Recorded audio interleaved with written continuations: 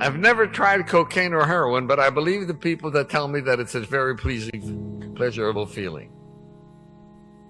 And the problem is that there is never enough. It's an insatiable thing. It's a bottomless pit. And just as it's true of the pleasure of addiction, I believe it's true of all pleasures in the world. There's nothing wrong with having pleasure. I love to put chocolate syrup on my ice cream. Right? I enjoy it. It's a pleasure thing. But my life does not become dependent on pleasure. Because if your life becomes dependent on pleasure, then as soon as one pleasure is over with, then you got to go for the next one. And that becomes like an addiction. And there's never any goal to it. There's never any end to it. So you see, pleasure as a goal in life is essentially an animal trait, because that's what animals are looking for. Contentment, comfort, isn't that wonderful? Yes. As a goal in life, I think that's an insult. You know, you go into the supermarket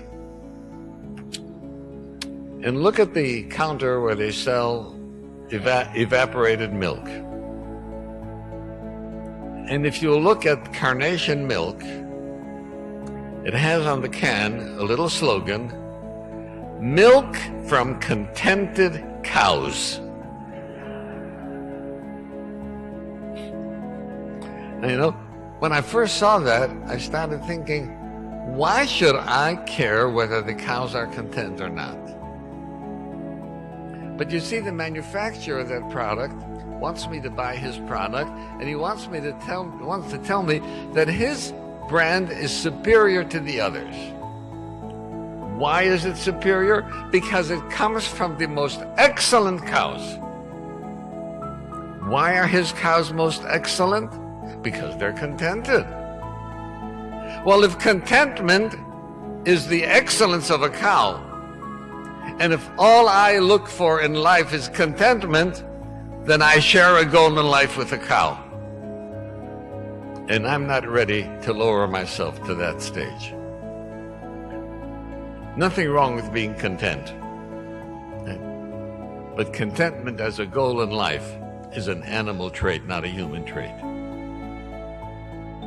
And if contentment and pleasure becomes the goal in life, then people who experience pain or suffering or difficulties in one way or another can't possibly have happiness. But that's not true. We know that there are people who, in spite of many personal distresses, have been able to be happy. Because true happiness is beyond contentment. It's beyond comfort and beyond pleasure. What then is true happiness? True happiness is becoming a partner with God and developing ourselves into that which He wanted us to be. A unique human being who exercises the unique human traits of thinking about a goal and purpose in life. Animals can't do that. Of constantly striving for self-improvement. Animals can't do that. Of getting out of one's shell and being considerate of strangers, of others, and helping them. Animals can't do that. Of being able to make decisions that are morally right, even though it may be uncomfortable to do so.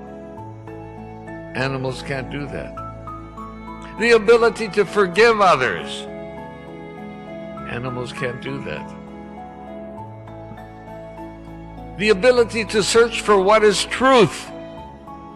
Animals can't do that either. And so if you make a list of what the unique features of a human being are, and seriously make an attempt at fulfilling them, then you become a partner with God in your creation, and you become a full human being. However, if we only go as far as using our intellect to help us find more ways in which to have pleasure, then we are still functioning at a Homo sapiens level, at an animal level, and we are an incomplete person. And a person who is incomplete can't be any happier than a car which is incomplete and has parts of the motors missing. For a car to function properly, all the parts have to be there, and all have to be operating properly. And for us to be a complete human being, all the parts of humanity have to be there.